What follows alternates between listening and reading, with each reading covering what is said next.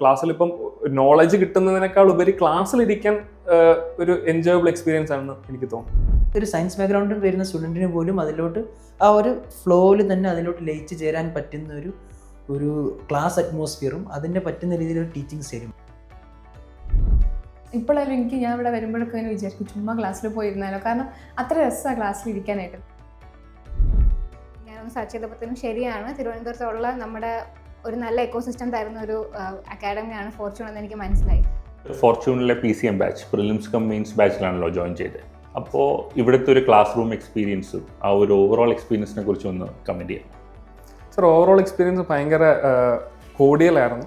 എന്ന് പറഞ്ഞാൽ ഞാൻ ക്ലാസ്സിനെ പറ്റി എനിക്ക് തുടക്കം ഉണ്ടായിരുന്നൊരു ഇമ്പ്രഷൻ എന്ന് പറഞ്ഞാൽ UPSCയുടെ ക്ലാസ് റൂമാണ്. ഭയങ്കര സീരിയസ് ആയിരിക്കും. എല്ലാവരും മറ്റേ നമ്മൾ ഓം ശാന്തി ഓശാനയ്ക്കകത്ത് എൻട്രൻസ് ഈസ് വാർ എന്ന് പറയുന്നൊരു മോഡായിരിക്കും എന്നാണ് ഞാൻ വന്നപ്പോൾ വിചാരിച്ചത്. പക്ഷേ പിന്നെ വന്ന് ക്ലാസ്സിലിരുന്നപ്പോൾ സൈലേ സാറാണ് ഫസ്റ്റ് ക്ലാസ് എടുത്തത്. അപ്പോൾ സാറ് ഫസ്റ്റ് ക്ലാസ് എടുത്തപ്പോൾ തന്നെ മനസ്സിലായി ഞാൻ വിചാരിച്ചതൊന്നും അല്ല, എൻ്റെ കുറേ വിഗ്രഹങ്ങൾ വീണുടഞ്ഞ ദിവസമാണ്. സാറ് ഭയങ്കര കോമഡിയൊക്കെ പറഞ്ഞിട്ട് നമ്മളെ ഭയങ്കര കംഫർട്ടബിൾ ആക്കിയിട്ടാണ് ക്ലാസ് തുടങ്ങിയത്. അപ്പം തന്നെ എനിക്ക് ക്ലാസ് റൂമിനെ പറ്റിയുള്ള ഓവറോൾ ഇമ്പ്രഷൻ അന്ന് തന്നെ മാറി.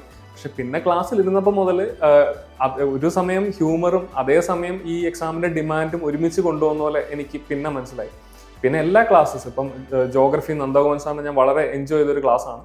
അപ്പോൾ സാറിൻ്റെ ക്ലാസ്സസ് സാറിൻ്റെ ഒരു മാപ്പിംഗ് സ്റ്റൈൽ ക്ലാസ്സസും പിന്നെ ഇപ്പം നമ്മുടെ ഷെറിൻ സാറിൻ്റെ ഒരു കഥ പറഞ്ഞുള്ള ഒരു ക്ലാസ്സസ് ആയാലും അപ്പോൾ അതൊക്കെ ട്രൂലി എൻജോയബിൾ ആയിരുന്നു. ക്ലാസ്സിലിപ്പം നോളജ് കിട്ടുന്നതിനേക്കാൾ ഉപരി ക്ലാസ്സിലിരിക്കാൻ ഒരു എൻജോയബിൾ എക്സ്പീരിയൻസ് ആണെന്ന് എനിക്ക് തോന്നുന്നു. ഞാൻ മെയ് ബാച്ചിലായിരുന്നു ജോയിൻ ചെയ്തത്. അപ്പോൾ ഫസ്റ്റ് ക്ലാസ് എനിക്ക് തോന്നുന്നു അരുൺ സാറിൻ്റെ എക്കണോമിക് ക്ലാസ് ആയിരുന്നു. സാറ് ക്ലാസ് എടുക്കുന്നതിനേക്കാൾ കൂടുതൽ പേഴ്സ്പെക്റ്റീവ്സ് പറയുന്ന ഒരു ആളാണ്. അപ്പോൾ സാർ അന്ന് പറഞ്ഞൊരു കാര്യം ഞാൻ ത്രൂ ഔട്ട് ഈ ജേർണിയിൽ ക്യാരി ഓൺ ചെയ്തിട്ടുണ്ട്. സാർ അന്ന് പറഞ്ഞൊരു കാര്യമാണ്, നിങ്ങൾ പലപ്പോഴും പഠിക്കുന്നത് ഇൻഫർമേഷൻ തലയിലേക്ക് അടിച്ചു കയറ്റിയിട്ടാണ്. നിങ്ങൾക്ക് എന്നാണോ നിങ്ങളുടെ തലയിലുള്ള ഇൻഫർമേഷൻ എടുത്ത് പുറത്തിടാൻ പറ്റുന്നത് അപ്പോഴാണ് നിങ്ങൾ കാര്യം കൃത്യമായിട്ട് പഠിച്ചു എന്ന് നമുക്ക് പറയാൻ പറ്റുന്നത്. അപ്പം ഞാൻ പഠിച്ചിരുന്നത് എപ്പോഴും അങ്ങനെ തന്നെയായിരുന്നു. എനിക്ക് പുറത്തേക്ക് ഇത് പറയാൻ പറ്റുന്നുണ്ടോ എന്നുള്ളൊരു പെർസ്പെക്റ്റീവ്. പിന്നെ ക്ലാസ്സസ് എന്ന് വെച്ചാൽ എല്ലാം ഒരു ഫണ്ടമെൻ്റൽ താഴെ നിന്നാണ് തുടങ്ങുന്നത്. ഇപ്പോൾ പോളിറ്റി ആണെങ്കിലും ഇന്ത്യ ഈസ് എ ഡെമോക്രസി എന്ന് പറഞ്ഞിട്ടുള്ള രീതിയിൽ ശൈലേഷ് സാർ ആ ഒരു സ്പിരിറ്റ് ക്യാരി ഔട്ട് ചെയ്തിട്ടാണ് സാർ എപ്പോഴും ക്ലാസ് എടുത്തിരുന്നത്. പിന്നെ നന്ദഗോപൻ സാറിൻ്റെ ജോഗ്രഫി ക്ലാസ്സസ് ആവട്ടെ, ഞാൻ ജോഗ്രഫി ഏറ്റവും ടഫായൊരു സബ്ജക്റ്റാണെന്നാണ് വിചാരിച്ചിരുന്നത്. ഫിസിക്സ് പഠിച്ചത് ഒരു അഡ്വാൻറ്റേജ് ആവുമെന്ന് മനസ്സിലായത് സാറിൻ്റെ ജോഗ്രഫി ക്ലാസ്സസിൽ ഇരുന്നപ്പോഴാണ്. സാറും ആ ഒരു പെർസ്പെക്റ്റീവ് ബിൽഡ് ചെയ്യുന്ന രീതിയിൽ സാറിപ്പം ഒരു ക്ലാസ്സിൻ്റെ ഒരു 10 മിനിറ്റ് സാർ എപ്പോഴും ഞങ്ങളോട് കഥകൾ പറയുമായിരുന്നു. നിങ്ങൾ ഇനി ഇത് കിട്ടിയില്ലെങ്കിലും നിങ്ങൾ വേസ്റ്റ് ആക്കരുത് ജീവിതം, ആ രീതിയിൽ സാറ് പറയുന്നുണ്ട്. സാറിൻ്റെ ക്ലാസ്സസ് എനിക്ക് ഭയങ്കര ഇഷ്ടമായിരുന്നു. ഞാൻ ഒട്ടും മിസ്സാക്കാതെ പോയൊരു ക്ലാസ് സാറിന്. അങ്ങനെ ഓരോ ക്ലാസ്സിൽ നിന്നും ഈ ഫണ്ടമെൻ്റൽസ് സ്ട്രോങ് ആക്കി. ക്ലാസ് ഇപ്പോഴും ഞാൻ പറയും, എനിക്ക് പ്രിലിംസിൻ്റെ പ്രിപ്പറേഷൻ സമയമായിരുന്നു ഏറ്റവും ഇഷ്ടം. കാരണം മെയിൻസും ഇൻ്റർവ്യൂ ആയാലും എനിക്ക് കുറച്ച് അധികം സ്ട്രെസ്, ഒരു ടെൻഷൻ കൂടുതലായിരുന്നു. പക്ഷേ പ്രിലിംസിൻ്റെ സമയത്ത് ഇപ്പോഴായാലും ഞാൻ ഇവിടെ വരുമ്പോഴൊക്കെ ഇങ്ങനെ വിചാരിക്കും ചുമ്മാ ക്ലാസ്സിൽ പോയിരുന്നാലോ, കാരണം അത്ര രസമാണ് ക്ലാസ്സിൽ ഇരിക്കാനായിട്ട്. നമുക്ക് ഈ പറയുന്ന ആ സ്ട്രെസ്സൊന്നും അനുഭവപ്പെടാണ്ട് ഭയങ്കര ഫ്രീ ആയിട്ട് ഇരിക്കാൻ പറ്റുന്ന ക്ലാസ്സസ് ആയിരുന്നു. ഇപ്പോൾ ടീച്ചേഴ്സൊക്കെ ആണെങ്കിലും എല്ലാം പഠിപ്പിക്കുമ്പോഴും അവർ ഫുൾ ഫണ്ണായിട്ടൊക്കെ പറഞ്ഞ്, ഇപ്പോൾ ഹിസ്റ്ററി ആണെങ്കിലും ഒക്കെ ആ കഥകളൊക്കെ ഇങ്ങനെ പറഞ്ഞ് നമ്മൾ സ്കൂളിൽ പഠിച്ച കാര്യങ്ങളൊക്കെ ആയിരിക്കും, പക്ഷെ എന്നാലും അതിങ്ങനെ ഓർമ്മ നിൽക്കുന്ന രീതിയിൽ കുറേ കഥകളായിട്ടും എല്ലാം ഇപ്പം പൊളിറ്റി ആയാലും ശൈലേഷ് സാറിൻ്റെ ക്ലാസ്സൊക്കെ ഇങ്ങനെ ഫുള്ള് എനിക്ക് ഭയങ്കര ഇഷ്ടമായിരുന്നു കേട്ടോണ്ടിരിക്കാനായിട്ട്. അപ്പോൾ ആ ക്ലാസ്സിൻ്റെ ആ ഒരു ഫൺ എലമെൻറ്റും കൂടി ഉള്ളതുകൊണ്ട് നമുക്ക് ക്ലാസ്സിൽ വരാനും ആ സ്ട്രെസ്സൊക്കെ മാറിയിട്ടൊന്ന് പഠിക്കാനൊക്കെ ഭയങ്കര ഹെൽപ്ഫുള്ളായിരുന്നു ആ സമയത്ത്.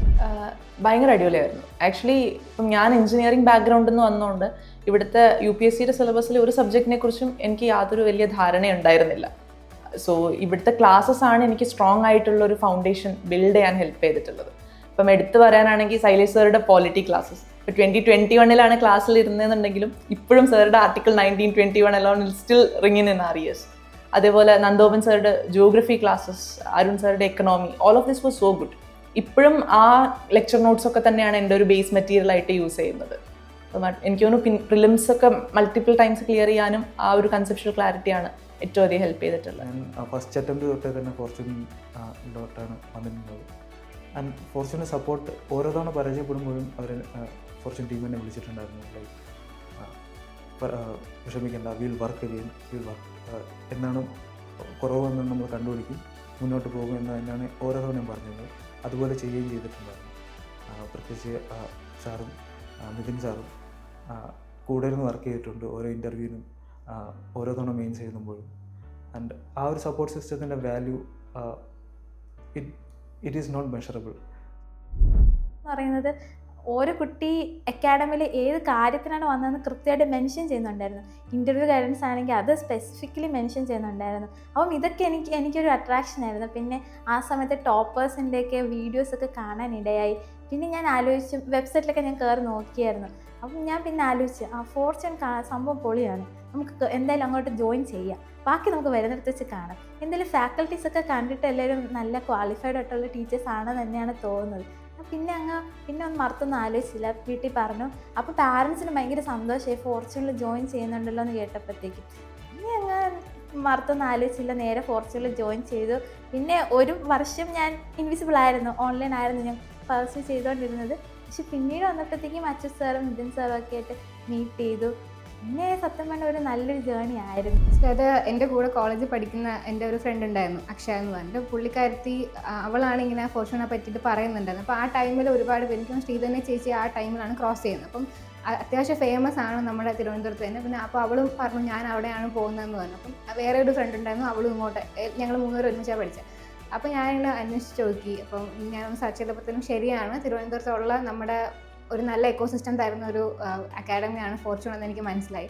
അത് അപ്പോൾ നമുക്കൊരു ഓവറോൾ ഐഡിയ ഉള്ളൂ. ഞാൻ ജോയിൻ ചെയ്ത് കഴിഞ്ഞപ്പോൾ എനിക്ക് മനസ്സിലായി it was my correct decision. കാരണം it's a great academy, they will provide all the support. ഭയങ്കര സ്ട്രക്ചേർഡ് ആയിട്ട് എല്ലാം, പ്രിലിംസ് ആയാലും മെയിൻസ് ആയാലും എന്താണ് ആ സ്റ്റേജിന് റെക്കോർഡായിട്ടുള്ള കാര്യം എന്നുള്ളത് എനിക്ക് ഭയങ്കര ഇഷ്ടമായിരുന്നു. കാരണം എൻ്റെ PCMൻ്റെ ക്ലാസ്സസൊക്കെ നടക്കുമ്പോൾ ഞാൻ ടൈം നോക്കത്തില്ല. ഇപ്പോൾ കോളേജിലാണെങ്കിൽ നമ്മൾ വാച്ച് നോക്കുമല്ലോ, ഇത് ഇവിടെ വന്ന് PCMൻ്റെ ക്ലാസ്സിൽ ഞാൻ ടൈം വാച്ച് ചെയ്യാൻ നോക്കത്തില്ല. എസ്പെഷ്യലി ഓൺ ശൈലേഷ് സാറിൻ്റെ പൊളിറ്റിക്സ് ക്ലാസ്സിനും നന്ദഗോപൻ സാറിൻ്റെ ജോഗ്രഫി ക്ലാസ്സിനും ഞാൻ നോക്കാറില്ല.